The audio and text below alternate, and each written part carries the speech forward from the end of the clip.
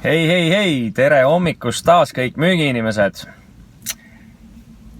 See müüginädal ei ole võib-olla alanud sama päikesepaisteliselt kui eelmised müüginädalad, aga nagu elus ikka, mõnikord saab vihma, mõnikord on paha tuju, ei taha voodist üles tõusta, sa siiski teed seda, eriti kui sa oled müügiinimene ja proovid oma energiataseme kätte saada ja töönädalaga algust teha. Millest täna räägime? Täna ma käsitlen sellist teemat, see on õigemini ka ühe kuulaja küsimus, et konkurent on saanud sinu üle võidu, ehk siis klient on käinud sinu juures, võtnud sult müügipakkumise, vahepeal mõneks ajaks ära kadunud ja siis sa avastad, et ta on konkurendilt toote või teenuse soetanud. No mis teeks kliendile, müügiinimesele veel suuremat tuska ja pahameelt kui selline teadmine, ehk siis sinu luhta läinud müük. Vaatame korraks selle teema peale suuremas plaanis. Mis on selle peamised põhjused?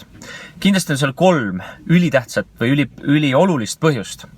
Esimene on see, et sinu kokkupuude kliendiga jäi liiga lühikeseks. Sa ei suutnud ennast piisavalt plaanile tuua, sa ei suutnud toodet või teenust piisavalt hästi tutvustada ja kliendi vajadust ka välja selgitada. Ja seda juhtub päris tihti, et põgus kontakt ei anna sulle võimalust piisavalt süviti teemas minna, ehk siis kliendist aru saada. See on esiteks. Teiseks, sa ei ole suutnud tekitada kliendiga usaldust. Ehk siis ta ei võta sind kui selle valdkonna professionaali või tõsist eksperti või tal on kahtlus mingis osas sinu müügimotiivides. Ja kolmandaks ja kõige tähtsamaks loomulikult klient ei tunneta sinu toote või teenuse tõelist väärtust.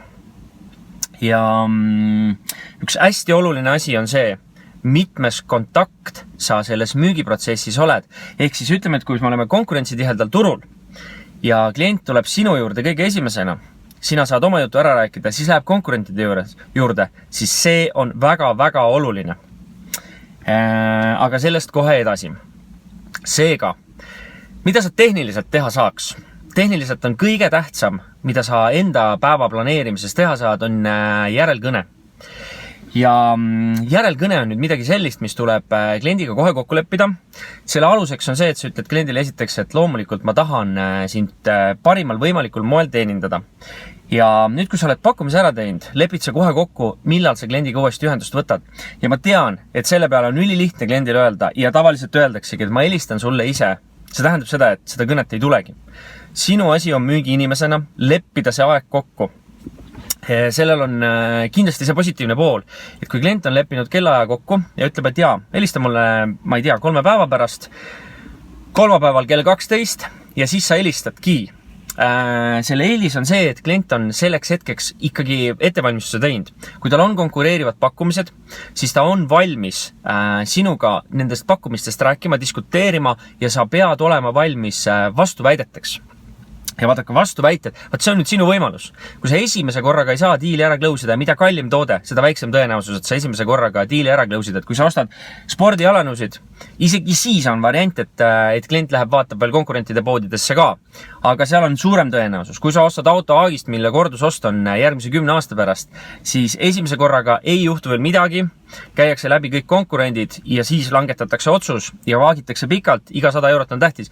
Kui me räägime nüüd veel, et sa ostad autot või ostad traktorit või kombaini, siis ütlus on see, et mida kallim toode, seda väledamad jalad ja sa ise käituks täpselt samamoodi. Ehk siis vaataks erinevaid konkurente läbi, kus sa saad kõige paremad toote või teenuse. Nüüd järelkõne juures on üks oluline asi. Kui te järelkõne teete, siis jätke midagi boonuseks. See tähendab seda, et kui te nüüd kliendile helistate, siis teil on alati mingi pisikene asi varrukast võtta. Kas see on mingisugune lisa, mida te tasuta kaasa pakute, ehk siis klient tunnetaks, et peale selle pakkumise, mille te teinud olete, peale selle, et te suudate konkurentide vastuväidetest ilusti välja tulla, ehk siis te tunnete konkurendi tooteid ja vastuväiteid kindlasti tuleb. Klient küsib, aga näete siin, mul on konkureeriv pakkumine, siin on selline toode, sellised lisaväärtused. Kas need on päriselt väärtused või need on sõnakõlksud, te peate sellest oma toote plussidega välja tulema või need vähemasti välja tooma. Ja mingisugune boonus, mingi pisikene boonus, mis jääks siis veel kauba peale, et klient vaataks, okei, selle kõnel oli siiski nagu point, et midagi ägedat tuli veel tootele teenusele lisaks. Nüüd, kui te saate pange pakkumisele ajalimiit. Selles mõttes öelge juba alguses ära, et see pakkumine kehtib täpselt 7 päeva. See natukenegi reformib klienti, et ta peab nagu ennast kokku võtma ja vaatama, et kas ta siis mingi vastuse teile ütleb või ta on siis ostuks valmis. Ja ma tean, et selle peale ka kliendid ei vaata mitte kuidagi hästi, et mis mõttes ajaline pakkumine, mis mõttes mul on järgmise nädalane aega. Aga see siiski paneb natuke rohkem mõtlema või vähemasti saate järgmise nädala jooksul järelkõne aja kokku leppida. Mis juhtub siis, kui järelkõnega kliendil ikkagi hetke ei ole, siis see tähendab seda, et millal me järgmine kord räägime. Sa küsid kliendi käest, et kui te nüüd helistate kolmapäeval kell 12 ja klient ütleb, mul praegu on tõesti väga kehva aeg, ma ei saa rääkida, siis millisel kellaajal, millisel hetkel ma uuesti helistan. Ja kõik protsess kordub taas. Ehk siis ei jää see jällegi selleks, et okei, helistage siis ise, kui teil aega on, siis see tähendab, seda kõnet ei tule mitte kunagi. Lahtine pakkumine. Kuidas jätta pakkumine lahtiseks? Kõige olulisem temaatika ja siin on tõsine egode mäng, ehk siis on tark kliendile öelda, et jaa, see on minu hea pakkumine, mille ma teile teinud olen, aga juhul kui teil on nüüd ka konkureerivad pakkumised laua peal, siis palun sellel hetkel räägime ja vaatame pakkumise veel üle. Sellega te jätate lahtiseks selle, et võib-olla te saate veel natukene hinnas alla tulla, fantaasia mõttes. Võib-olla saate oma detaile veel täpsustada, aga väga paljud kliendid, ja see on suuresti ego küsimus, on see, et okei, see oli su parim pakkumine, mul tulid ka konkurendi pakkumine oli parem, tšau-blau, rohkem ma suga ei räägi, rohkem ma sinu peale aega ei raiska, aga sina müügiinimesena pead suutma selle väga selgelt välja öelda, kui tekib otsustamise hetk, siis palun pühendame 2 minutit veel ja räägime korraks veel. Ehk siis, et ei close'i seda diili enne. Pane enda jaoks paika stop-hind. Stop-hind tähendab seda, et see on sinu kõige parem pakkumine, millest sa allapoole enam ei lähe. Ja see stop-hinna paika panek on kliendi jaoks oluline, et sul on väga selge. See on minu parim pakkumine, sorry, ma tegin endast parima, allapoole ma minna enam ei saa, minu toode või teenus on piisavalt kvaliteetne, et ma ei suuda seda odavamalt lihtsalt müüa, mul pole ka mingit põhjust seda odavamalt müüa.